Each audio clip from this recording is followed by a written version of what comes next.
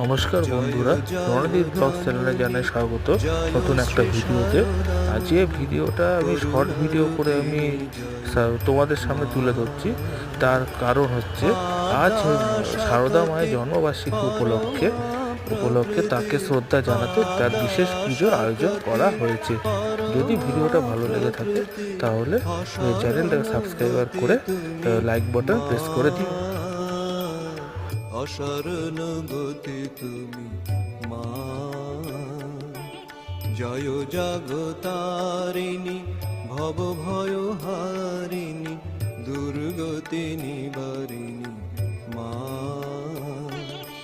জয় জগতারিণী ভব ভয় হারিণী দুর্গতি নিবারিণী মা, সিদ্ধি প্রদায়িনী মুক্তি